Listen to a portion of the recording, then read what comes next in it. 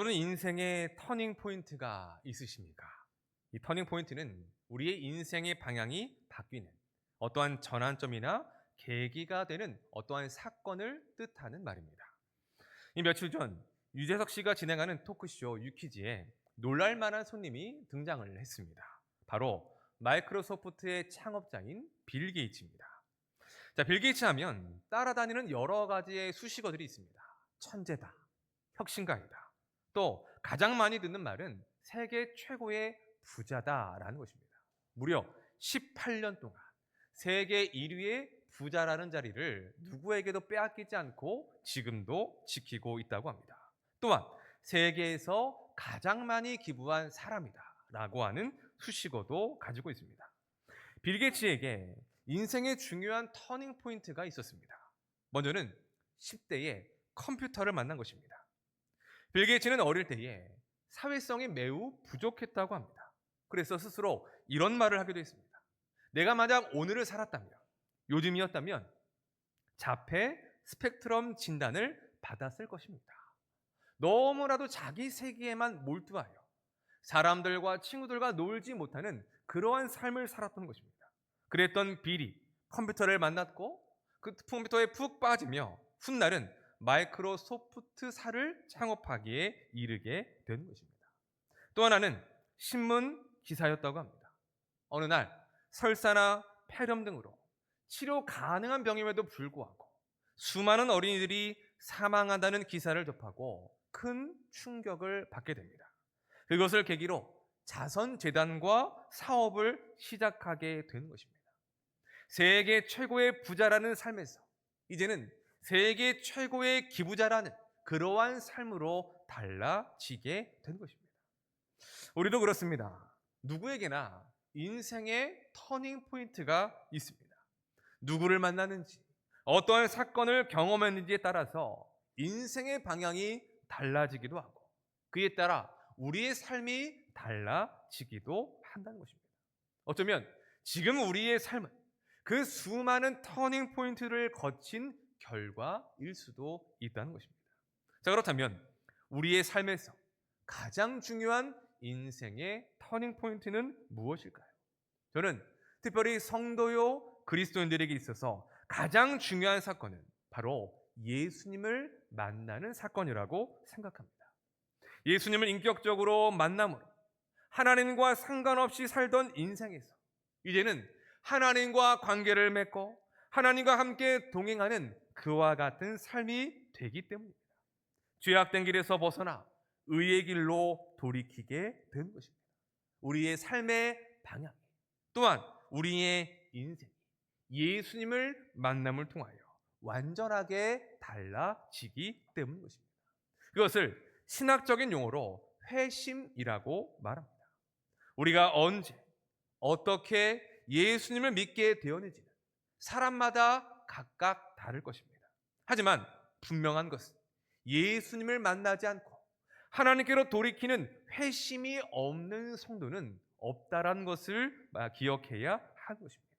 오늘 우리는 한 사람의 회심의 사건을 보고자 합니다. 그 사람은 바로 사울입니다. 스데반을 죽이는 데 앞장섰던 사울, 예루살렘 교회를 잔멸하고 큰 박해를 주도했던 바로 그 사울입니다. 오늘의 말씀을 통해 예수님께서 어떻게 사울을 찾아가셨는지, 그리고 우리를 어떻게 찾아오셨으며 우리를 어떻게 대하시는지 오늘의 말씀을 통해 잠시 생각해 보도록 하겠습니다. 자, 먼저 우리는 예수님을 만나기 전 사울이 어떠한 상태에 있었는가를 살펴보겠습니다. 우리 1절과 2절 말씀 보겠습니다. 시작. 사울이 주의 제자들에 대하여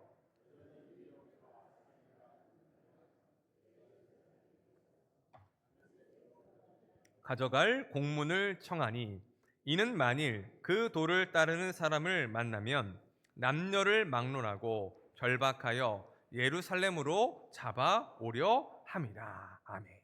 자, 1절과 2절은 당시 사울이 어떠한 모습, 어떠한 상태였는가를 말씀해주고 있습니다. 사울은 대제사장에게 가서 다메섹에 있는 회당에 가져갈 공문을 청합니다. 그 이유는 예루살렘에서 흩어진 그 수많은 성도들이 다메섹에 있다라는 소식을 들었고 그 성도들을 잡아 끌고 오기 위함이었습니다. 다메섹은 예루살렘에서 약 240km나 떨어진 도시였습니다. 누가 시킨 것도 아니고 본인이 먼저 공문을 요청해서 그 먼 거리를 가서 성도들을 잡아 오고자 한 것입니다. 그걸 보면 사울이 참 자발적이고 자기가 하고 싶은 일에 열심히 일하는 사람이라는 것을 알 수가 있는 것입니다. 자, 그러면 사울은 왜 이렇게까지 하는 것일까? 1절은 이렇게 설명하고 있습니다. 위협과 살기가 등등하여. 자, 여기서 등등하다라는 단어를 주목해야 합니다.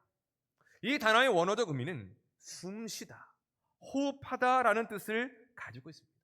직역하면 위협과 살기로 호흡하다라는 의미가 되는 것입니다. 이게 어떤 뜻입니까? 주의 제자들을 향한 위협과 살기가 사울을 숨쉬게 했다는 것입니다. 그것이 사울을 살게 하는 힘이 되었다는 것입니다. 그것이 사울의 삶의 이유였고 삶의 목적이었음을 보여주고 있는 것입니다. 그래서 누가 시키지 않아도 자발적으로 그 일에 누구보다 열심으로 앞장서고 있다는 것입니다. 이것이 무엇을 보여주는 것일까요? 지금의 사울은 복음을 받아들일 수 없는 상태였다는 것입니다. 사도들이 와서 복음을 전해도 그 음성을 듣지 못하고 콧방귀도 끼지 않을 상태. 보통의 방법으로는 도저히 예수님을 믿기 힘든 그러한 구제불능의 상태라는 것을 이와 같은 표현을 통해서 강조해 주고 있는 것입니다. 여러분, 우리도 살면서 많은 사람들을 만납니다. 그 사람들 중에 이러한 생각을 하게 만드는 사람을 볼 때가 있습니다. 저 사람은 절대로 예수를 안 믿을 사람이야. 그러니까 복음을 전해도 내가 예수를 전해도 아무런 소용이 없을 거야 라고 하는 사람입니다. 또 한편으로는 이러한 생각을 하게 만드는 사람도 만나게 됩니다. 저 인간은 예수 믿어서는 안 될 나쁜 인간이야. 얼마나 나쁜 짓을 했으면 그런 마음을 가질 수도 있겠습니까? 그런데 지금 사울이 바로 그러한 사람이라는 것입니다. 절대로 예수를 안 믿을 것 같은 사람, 또 성도들에게 하는 짓을 볼 때에 도저히 예수 믿어서는 안 될 사람, 죄 사함을 받아서는 안 될 사람이라고 여겨질 만한 나쁜 짓을 행했던 사람이었기 때문입니다. 그런데 예수님께서는 그러한 사울을 찾아가시고 만나 주십니다. 왜냐하면 예수님은 의인을 부르러 오신 것이 아니라 죄인을 불러 회개시키고 구원하시는 분이시기 때문입니다. 자, 예수님은 두 가지의 모습으로 사울에게 임하십니다. 첫째, 빛으로 임하십니다. 우리 3절 말씀 보겠습니다. 시작. 사울이 길을 가다가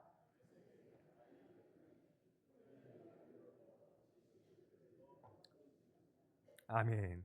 자, 사울은 예루살렘에서 출발해서 이제 드디어 다메섹 가까이에 이르렀습니다.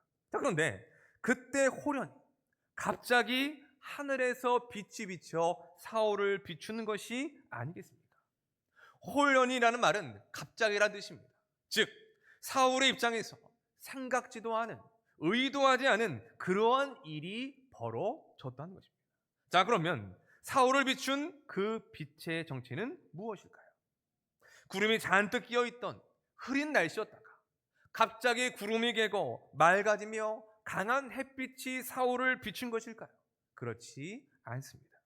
그것은 햇빛보다 더 강한 빛으로 임하신 예수님이셨습니다. 우리 사도행전 26장 13절입니다. 함께 읽겠습니다. 시작.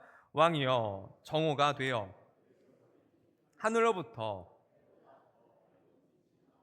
나와 내 동행들을 둘러 비추는지라. 아멘. 이 구절은 바울이 자신이 만난 예수님에 대해서 간증하고 있는 장면입니다. 그 시간이 언제입니까? 정오입니다.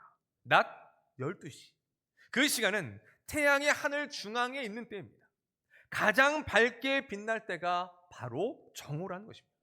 또 바울은 그 빛이 그 정오의 해보다도 더 밝은 빛이었다라고 말하고 있는데 그 빛은 바로 예수님이셨던 것입니다. 요한복음 8장 12절을 보면 예수님이 이렇게 말씀하십니다. 예수께서 또 말씀하여 이르시되 나는 세상의 빛이니. 여러분, 예수님은 어떤 분이십니까? 빛이십니다. 세상을 비추는 빛, 어둠 가운데 있는 우리에게, 생명을 잃어버린 우리에게 생명을 주시고 생명의 빛으로 이 땅에 오신 분이 바로 우리의 구주이신 예수님이시라는 것입니다.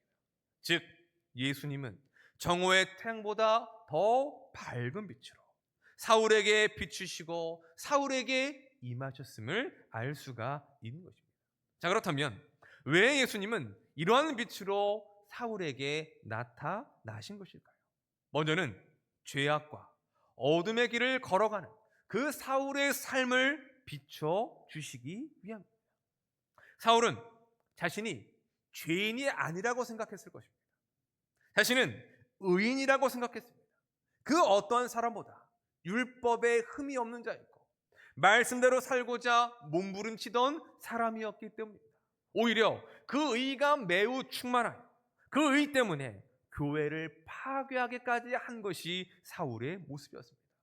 그 일이 하나님이 기뻐하시는 일이라고 생각했기 때문인 것입니다. 하지만 실상은 어떻습니까? 그는 의인이 아니라 죄인이었습니다. 하나님의 편에 선 줄로 알았는데 알고 보니까 정반대 하나님을 대적하는 위치에서 교회를 파괴하는 죄를 지은 죄인이었던 것입니다.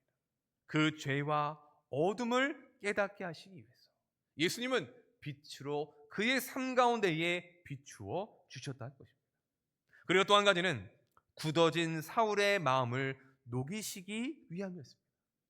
사울의 출신과 배경을 따져보면 최고의 엘리트였습니다.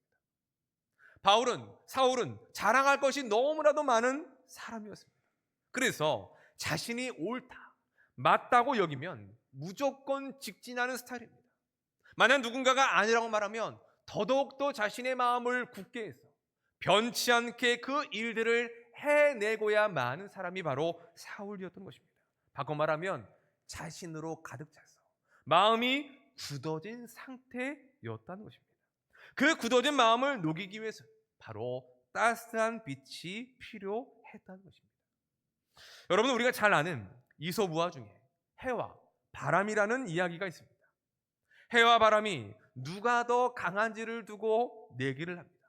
그런데 그 앞에 코트를 입은 사람이 보이는 것이 아니겠습니까? 그래서 누가 가장 빨리 그 사람의 코트를 벗기느냐, 그것을 내기로 하고 일을 진행하게 됩니다. 여러분, 이 이야기 속에서 결국은 바람과 태양 중에 누가 이기게 되죠? 태양이 이깁니다. 그렇죠? 강하게 빛을 내리쬐자 땀이 납니다. 몸 안에 덥습니다. 그래서 결국은 입고 있던 코트를 벗어 버린다는 것입니다. 이 짧은 이야기는 때로는 바람처럼 강한 힘보다는 태양과 같은 따스함이 사람의 마음을 열 수 있다라는 그러한 교훈을 주고 있다는 것입니다. 지금 예수님께서 빛으로 임하신 이유가 거기 있는 것입니다. 사울의 굳어진 마음을 녹이시기 위함이라는 것입니다. 날카로운 칼로 사울의 죄와 악을 낱낱이 드러내서 그것을 찔러 난도질하듯이 그렇게 정죄하시는 것이 아니라 따스한 빛으로 그를 두르시며 그 스스로가 그 어둠과 죄악된 삶을 깨닫고 벗어버리며 빛으로 나아올 수 있도록 그를 인도하시기 위함이라는 것입니다. 자, 그러면 두 번째로 예수님은 소리로 임하셨습니다. 우리 4절 말씀 보겠습니다. 시작. 땅에 엎드러져 들으매 나를 박해하느냐 하시거늘. 아멘. 사울은 갑작스런 빛을 보고 땅에 엎드려졌습니다. 그때에 하늘에서부터 또 소리가 들려옵니다. 사울아, 사울아, 사울아, 사울아, 내가 어찌하여 나를 핍박하느냐. 예수님은 이제 사울의 이름을 부르십니다. 이름을 부른다는 것은 매우 중요한 의미가 있습니다. 먼저는 그분께서 사울을 아신다는 것입니다. 다메섹으로 향하는 그 수많은 무리들 중에 예수님은 정확하게 사울의 이름을 부르십니다. 사울이 누구인지, 사울이 어떠한 사람인지를 알고 그를 택하셨다는 것을 보여주고 있는 것입니다. 또한 사울의 이름을 두 번이나 부르셨다는 것은 사랑과 친밀함의 표현인 것입니다. 유대인들은 좋은 것을 반복하여 친근감을 표시하는 문화가 있다고 합니다. 예를 들어 샬롬이라는 인사를 그들은 하게 되는데 평안하세요라는 뜻을 가지고 있습니다. 그런데 한 번 하지 않는다는 것입니다. 어떻게 하느냐? 친하면 친할수록 반복해서 서로를 축복한다는 것입니다. 처음 본 사람이다. 그러면 샬롬. 그래도 좀 얼굴을 안다. 친하다라고 하면 샬롬, 샬롬. 많이 친하다라고 하면 언제까지요? 끝날 때까지. 서로가 서로를 향해 샬롬, 샬롬, 샬롬 하며 인사를 한다는 것입니다. 그처럼 이름을 반복해서 부른다는 것은 상대에 대한 친밀감을 표현하는 그러한 대목이라는 것입니다. 자, 우리 이 시간에 우리 옆 사람을 한번 쳐다보시겠습니다. 어떻게 친한 분이 앉아 계십니까? 그러면 친한 만큼 샬롬을 서로에게 맺히며 축복하겠습니다. 시작. 샬롬 한 번 하시면 안 됩니다. 그건 뭐예요? 오늘 처음 봤다라는 밖에 안 됩니다. 많이들 하셔야 됩니다. 자, 근데 이게 어떻게 보면 이 대목이 이해가 안 되는 부분입니다. 왜냐? 사울이 교회와 성도들을 향해 한 짓들 때문입니다. 그 짓을 본다면 어찌 그의 이름을 친근하게 불러줄 수가 있겠습니까? 여러분, 우리가 아이를 키우면서 좋을 때가 있죠. 그러면 아이의 이름을 불러줍니다. 친근하게 사랑의 이름을 담아, 사랑의 마음을 담아 용구가, 용구가, 그렇죠? 그 음성 속에서 부모의 사랑과 얼마나 그 아이를 위하는 마음이 녹아나는지를 들려지게 그와 같은 음성으로 부릅니다. 자, 그런데 아이가 말을 안 듣고 화를 나게 합니다. 그러면 어떻게 호칭이 바뀔까요? 용구가라고 하던 그 음성에서 성까지 붙인다는 거죠. 김, 용, 국. 그렇죠? 이미 거기에서부터 거리감이 확 느껴집니다. 성을 붙였다라는 것, 성을 붙여 부렸다는 것은 이미 거리를 두었다라는 것을 표현한다는 것입니다. 그런데 그럼에도 불구하고 말을 안 듣습니다. 그러면 어떻게 합니까? 더 이상 이름을 부르지 않습니다. 순 우리말이 나가죠. 야, 이 새끼야, 야, 이놈의 새끼야, 그렇죠? 이름을 불러주지 않습니다. 자, 그런데 예수님은 사울의 이름을 두 번이나 불러주시며 이렇게 말씀하신다는 것입니다. 내가 어찌하여 나를 박해하느냐? 사울은 그 음성을 듣고 이렇게 묻습니다. 주여, 누구시니까? 그때 예수님이 이렇게 대답하십니다. 우리 5절입니다. 시작. 대답하되 주여, 누구시니까? 나는 내가 박해하는 예수라. 사울은 하늘의 빛, 그리고 들려지는 음성을 통해 지금 내 앞에 계신 분이 신적인 존재라는 것을 본능적으로 알았을 것입니다. 그래서 묻는 겁니다. 주여, 누구시니까? 그런데 어떤 답이 들립니까? 나는 내가 박해하는 예수라. 사울의 입장에서는 매우 충격적인 대답이었습니다. 왜 그렇습니까? 사울에게 예수는 주가 아니었습니다. 하나님이 아니었습니다. 오히려 수많은 사람들을 미혹하게 하는 이단이었고, 또한 하나님의 이름을 빙자한 신성모독의 죄인일 뿐이었다는 것입니다. 그래서 예수 믿는 사람들을, 예수를 따르는 자들을 그렇게 핍박하며 잡으려고 하는 것이 아니었겠습니까? 그런데 예수님께서 이렇게 말씀하십니다. 나는 네가 박해하는 예수라. 이게 무슨 말입니까? 예수님은 하나님이시라는 것입니다. 예수님은 사울이 박해해야 될 존재가 아니라 오히려 믿고 섬겨야 될 주가 되시며 진정한 하나님이 되신다는 것을 이 음성을 통해 가르쳐 주신 것입니다. 예수님은 사울에게 빛과 소리로 임하셨습니다. 그리고 사울은 그 예수님을 믿고 완전히 그의 인생이 달라지게 되는 것입니다. 다메섹 도상으로 가는 길은 예수를 핍박하기 위해 가는 길이었지만 오히려 그 길에서 예수님을 만나 이제는 예수님을 위하여 살아가는 완전히 바뀌고 달라진 인생을 살아가게 되었다는 것입니다. 어떤 분들은 사울의 이러한 회심의 사건을 보며 사울을 위대하고 특별한 사람이라고 생각하기도 합니다. 그리고 또 한편으로 부러워하기도 합니다. 왜냐하면 회심의 사건이 드라마틱하고 뭔가 초자연적인 역사가 있었기에 그렇습니다. 하지만 성경이 우리에게 말하고자 하는 것은 사울이 특별하다, 사울이 뭔가 다르다, 이러한 차원을 이야기하는 것이 아닙니다. 사울 같은 죄인에게도 예수님이 찾아가셨다. 예수님은 그러한 죄인까지도 찾아가셔서 구원하시는 분이시다라는 것을 우리에게 보여주고 있는 것입니다. 여러분, 우리도 그렇지 않습니까? 우리도 지금은 예수를 믿고 지금은 하나님을 예배하는 자로 이 자리에 서 있었지만 예수님을 모를 때가 있었습니다. 예수님과 상관없는 그와 같은 죄인들의 삶을 살아갈 때가 있었습니다. 하지만 우리 모두에게 예수님이 찾아오셨다는 것입니다.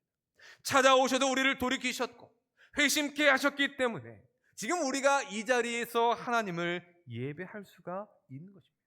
물론 사울과 같은 환상과 사울과 같은 그런 음성을 듣지는 못했다 할지라도 예수님은 모든 성도들이 회심하는 그 현장 가운데 찾아오시고 우리의 삶에 임하셨다는 것입니다.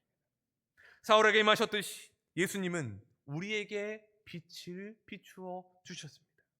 내가 죄인이라는 것, 내가 지금 어둠 가운데 있었다는 것을 깨닫지 못했었지만 빛을 비추어 주심으로 깨닫게 하셨습니다.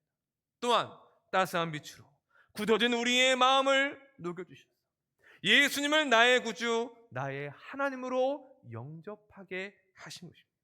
또 예수님은 사울의 이름을 불러주셨던 것처럼 우리 각자의 이름을 불러주십니다.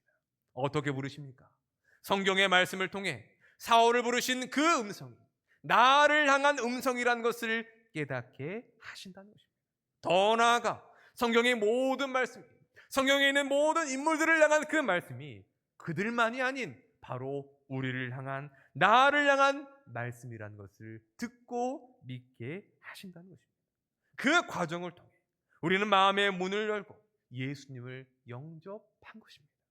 우리의 삶의 방향을 이제는 하나님께로 향하여 하나님을 위하여 살겠다라고 그렇게 돌이키며 나아간 것입니다. 그것이 바로 회심입니다. 그래서 지금 우리가 이 자리에서 하나님을 예배할 수가 있는 것이죠. 자, 그렇다면 그 다음으로 생각해야 될 것이 있습니다. 회심한 이후 우리의 삶은 과연 어떠한가라는 것입니다. 여러분, 성도는 어떠한 삶을 살아야 됩니까? 거룩하신 하나님을 닮아 거룩한 삶을 살아야 합니다. 하나님의 말씀대로 살아야 됩니다. 세상의 방식과 세상의 흐름을 따라가는 것이 아니라 오히려 반대로 그와 역행하는 하나님의 뜻대로 살아가는 삶이 되어야 하는 것입니다. 의와 선을 행하는 삶이요, 하나님의 나라와 하나님의 영광을 위하여 살아야 합니다. 그것이 바로 예수님을 만나 성도들의 삶의 목표이며 삶의 목적이 되어야 한다는 것입니다. 그런데 우리의 현실은 어떻습니까? 어떻게 살아야 할지를 알지만, 어떠한 것이 우리에게 주시는 하나님의 뜻인지를 분명하게 알지만 그렇게 살지 못하는 현실을 마주하고 있다는 것입니다. 매 주일 예배를 드리고 하나님의 말씀을 읽을 때마다 우리는 무엇을 결단합니까? 그래, 내가 이 말씀대로 살아야지. 이번 한 주간도 내가 정말 하나님의 뜻대로 살아야지. 다른 때는 모르겠지만 정말 이번 한 주간은 기도하면서 말씀대로 살아야지라고 하며 우리는 예배당 밖으로 나아갑니다.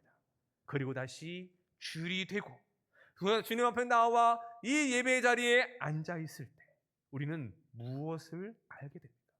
말씀대로 살지 못했던 나의 모습, 반복하여 죄를 짓고 있는, 그렇게 결단하고 다짐했지만 결국은 뒤돌아보면 죄밖에 남지 않은 우리의 모습을 보게 된다는 것입니다. 내 자신 스스로에게 내가 이러고도 정말 성도를 할 수 있을까? 내가 정말 하나님을 믿는다고 말할 수 있을까라고 하며 자책하기도 하고 실망하기도 합니다. 또 하나님께서 나를 어떻게 보실까? 이러한 나를 어떻게 생각하실까에 대한 그런 마음 때문에 부끄럽기도 하고 마음이 불편하기도 하다는 것입니다. 그래서 심한 경우에는 하나님을 피하여 나아가기도 합니다. 아담과 하와가 죄를 짓고 하나님의 얼굴을 볼 낯이 없어 숨었던 것처럼 죄를 지은, 하나님의 말씀대로 살지 못한 우리의 모습 때문에 우리는 예배의 자리를, 하나님의 낯을 피하는 그와 같은 삶으로 나아갈 때도 있다는 것입니다. 자, 그러면 하나님은 회심한 후에도 죄를 짓고 말씀대로 살지 않는 우리를 어떻게 대하실까요? 마치 우리가 말 안 듣고 우리를 속상하게 하는 그 자녀들을 대하듯이 째려보며 홀려보실까요? 아니면 우리를 못마땅하게 여기시며 아예 우리로부터 얼굴을 돌리시겠습니까? 어떻게 네가 그럴 수 있냐며 우리에게 화를 내시고 역정을 내실까요? 그렇게 생각한다면 그건 우리의 오해입니다. 하나님은 결코 우리를 그렇게 대하지 않으신다는 것입니다. 하나님은 언제나 변함없이 우리를 바라보시고 대하십니다. 어떻게 해요? 처음 우리를 찾아오신 것처럼 말입니다. 따스한 빛을 비추시며 우리의 이름을 불러주십니다. 우리는 늘 주님을 배반하지만 하나님은 늘 사랑으로 우리를 감싸 안으신다는 것입니다. 거룩한 길, 하나님과 함께 동행하며 살아가기를 소망하지만 늘 그 자리에서 넘어지고 그 자리에서 주저앉아 있는 우리를 하나님께서는 다시금 찾아와 주셔서 우리의 손을 잡고 일으켜 세워 주신다는 것입니다. 그리고 다시 일어나 하나님과 함께 동행하며 나아갈 수 있도록 우리의 삶을 이끌어 주시는 분이 바로 우리의 하나님이신 것입니다. 그래서 우리가 해야 될 일은 하나님 앞에 나오는 것입니다. 말씀대로 살지 못하고 죄를 지었어도 때로는 나 스스로가 내 자신의 용서가 되지 않는 그러한 상황일지라도 또한 하나님 앞에 설 자신이 없을지라도 우리는 언제나 예배 자리로 나와야 되는 것입니다. 하나님의 얼굴 앞으로 나와야 하는 것입니다. 왜냐하면 하나님은 어떠한 죄라도 예수 그리스도 안에서 용서하시며 품어주시는 분이 되시기 때문입니다. 우리를 실패한 자리에서 그냥 내버려 두시는 분이 아니라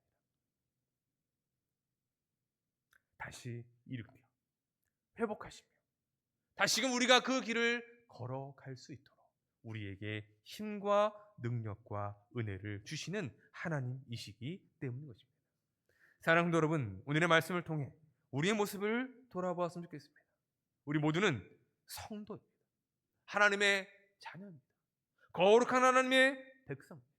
우리 모두는 그 사실을 알고 있고 그리하여 하나님의 기쁨이 되는 삶을 살기를 원합니다. 하지만 여전히 우리는 죄의 영향력 아래에 살고 있다는 것입니다. 이것이 성도의 큰 숙제이며 이것이 우리 모두에게 주어진 딜레마입니다. 늘 넘어지고 죄를 짓는 것, 우리의 연약함이라는 것입니다. 그럴 때 우리는 어떻게 하고 있습니까? 어떤 이는 자책만 합니다. 부끄러워만 합니다.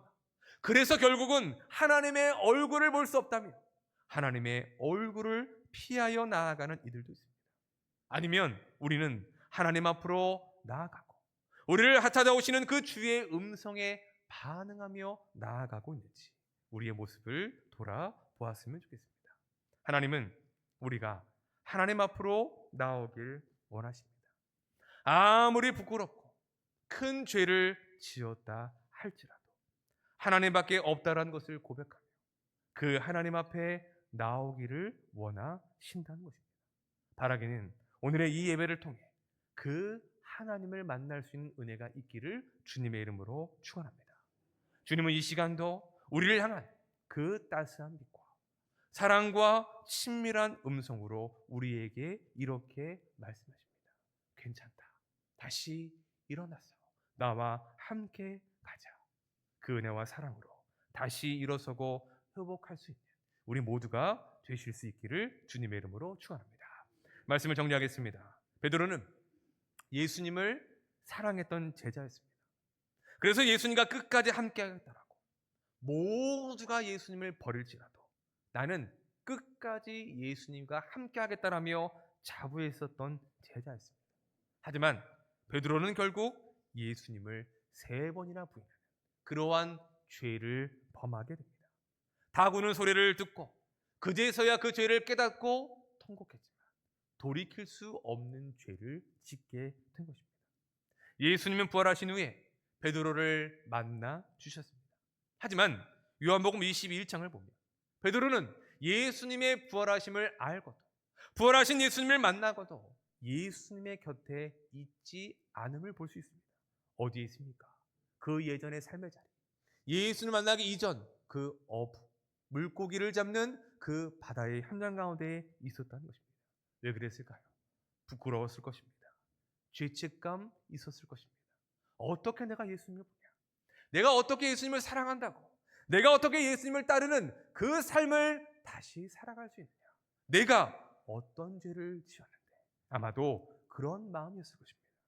예수님은 그러한 베드로를 찾아가십니다. 숯불을 피우고 베드로를 부르십니다. 요한의 아들 시몬아. 이 장면을 잘 그려보십시오. 여기에도 예수님의 빛과 음성이 있음을 볼 수 있습니다. 예수님이 피우신 숯불의 그 따스한 빛이 이제 막 물고기를 잡고 피곤한 베드로를 향하고 있습니다. 또 예수님의 그 친밀하고 사랑이 가득한 그 음성이 베드로의 이름을 불러 주십니다.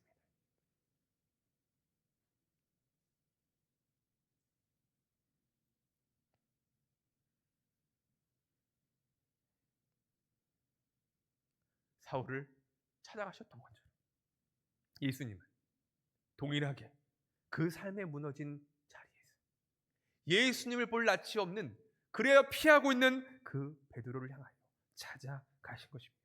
그리고 베드로는 그 예수님을 만난 이후에 다시금 무너진 삶의 자리에서 일어나 주님을 따르며 주님께서 맡겨주신 사명의 길을 나아가게 됩니다. 우리 예수님은 회심할 때에만 우리를 찾아오시는 분이 아니십니다. 회심했지만, 하나님 뜻대로 살고 싶지만 다시금 넘어지고 죄를 짓고 낙심하고 절망한 그 자리로 찾아오십니다. 예수님은 우리를 죄로부터 구원하시고 우리의 죄를 용서해 주시는 분이시기 때문입니다. 따스한 빛으로 사랑의 음성으로 찾아오셔서 다시금 우리를 일으켜 세워주시는 우리의 구주이십니다. 사랑도 여러분, 주님은 사울을 찾아오신 것처럼, 또 삶의 무너진 자리에서 베드로를 찾아오신 것처럼 이 시간 우리를 찾아오십니다. 우리를 향해 따스한 빛을 비추시고 말씀을 통해 우리를 향한 주의 음성을 들려주십니다. 사울아 사울아, 요한의 아들 시몬아 라고 부르셨던 그 사랑과 친밀함의 음성으로 우리를 부르고 계십니다. 바라기는 우리 모두가 다시금 주님과 함께 일어설 수 있기를 주님의 이름으로 축원합니다. 주님의 손을 붙들고 우리를 불러주시는 주의 음성을 들으며 다시 한번 면목 없지만 주 주님을 따르며 주의 뜻대로 살아가겠노라고 소망하며 나아가는 우리 모두가 되실 수 있기를 주님의 이름으로 간절히 축원합니다.